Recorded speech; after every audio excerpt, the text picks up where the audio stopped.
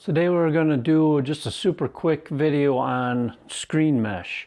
If you're just starting out, I know you're wanting to go the cheapest route possible. Screens is one of the places I recommend you do not go as cheap as possible. I don't recommend that. If you're starting out, screens are one of the places you're going to want to spend some money. You've got options like retentionable screens. That's what I started out on. But the nice thing about the retentionables is you get them to what's called a work hardened, which is where the mesh finally stops relaxing and it stays stable. I had one screen that I used for 6-7 years or more on the manual press before somebody bumped it into something and it popped. You can't be horsing your screens around the shop and banging them into stuff. Take some care of your equipment. But that's just me. I get real anal about some of the stuff that I do.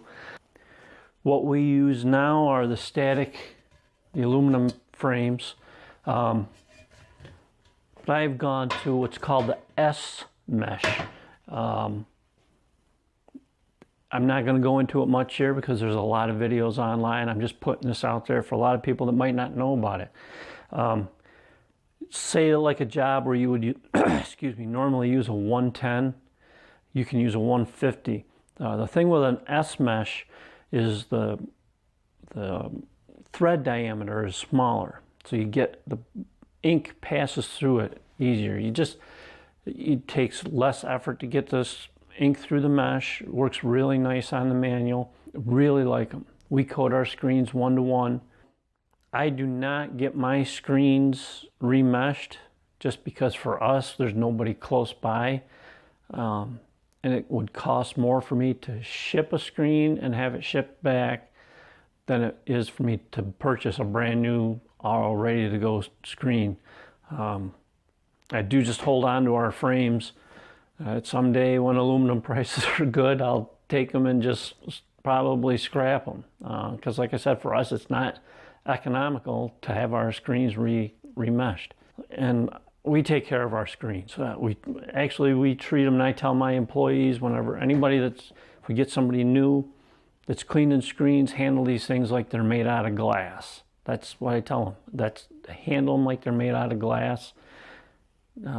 Every now and then somebody pops one, but it's not too often. But try just some plain S mesh in your retentionables. Tighten it up, get it to tension it's supposed to be, or try it on the static frames. After a while, you'll settle into a mesh count that you like. But don't cheap out on screens. It is how you get your job done. It is one of the most critical pieces of equipment, even though you might not think so. And, another thing when you're just starting out, Craigslist. You can buy screens off there. No. Buy new screens. They are not expensive. Just don't do it. If you're buying screens off Craigslist, eBay, a static screen, somebody's getting rid of that for a reason. And the reason probably is because it's lost tension. You can get your retentionables on eBay. That's fine because you're going to be remeshing them, or you can get it with mesh. If you get it with mesh, and it's fine because some people are getting rid of them some people that are getting rid of them on eBay have moved up to something like this. That's why I got rid of a bunch of mine, because we didn't use them. We don't use them on the manual. I can use these bigger frames on the manual if there's something I need to do over there. But that's about it.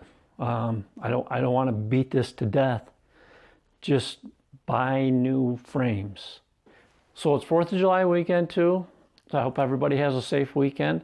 Enjoy, and having the weekend kind of in between the week screws up people's work week.